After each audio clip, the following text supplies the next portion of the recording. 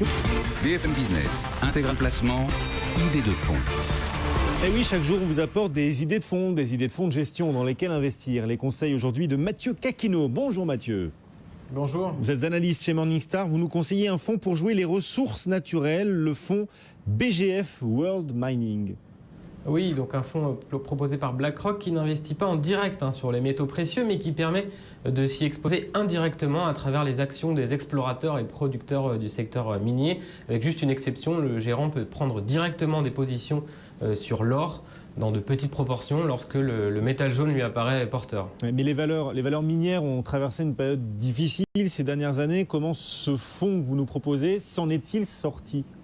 Oui, vous avez raison, les actions des sociétés minières ont clairement souffert de la chute du prix des matières premières ces dernières années. Un contexte donc compliqué à gérer pour le fonds et malheureusement les choix de gestion n'ont pas amélioré les choses. Le fonds notamment l'année dernière a perdu 12% contre seulement 5% pour la moyenne des concurrents. Alors il y a plusieurs éléments qui expliquent la sous-performance marquée du fonds ces 3 dernières années. La première, le fonds a tout simplement pêché dans la sélection de titres, mais il a également perdu du terrain à cause d'une surexposition aux sociétés de taille plus petite qui ont été plus pénalisées par rapport aux géants du secteur tels que BHP Billiton ou Rio Tinto. Et puis enfin une surexposition aux valeurs liées au cuivre et aux minerais de fer, deux matières premières sur lesquelles les gérants avaient clairement mal anticipé la lourde baisse des cours. C'est un peu inquiétant, non ?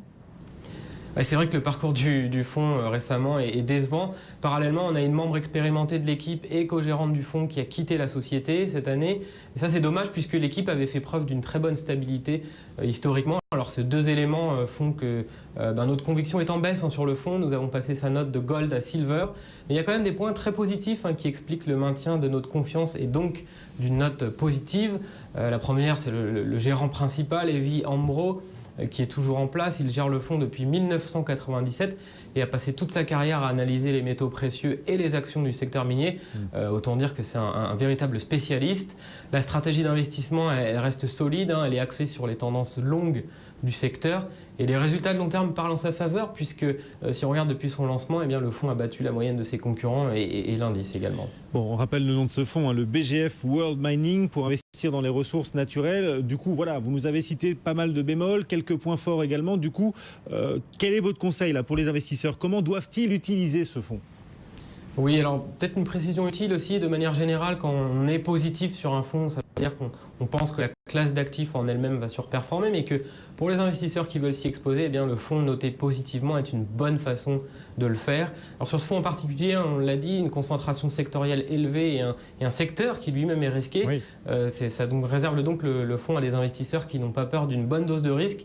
Et dans tous les cas, c'est un fonds à utiliser vraiment dans de petites proportions, d'un portefeuille déjà bien diversifié. Voilà, un fonds à prendre avec des pincettes, même si sa note reste très favorable, un note silver pour ce fonds BGF World Mining. Merci beaucoup Mathieu Caquino depuis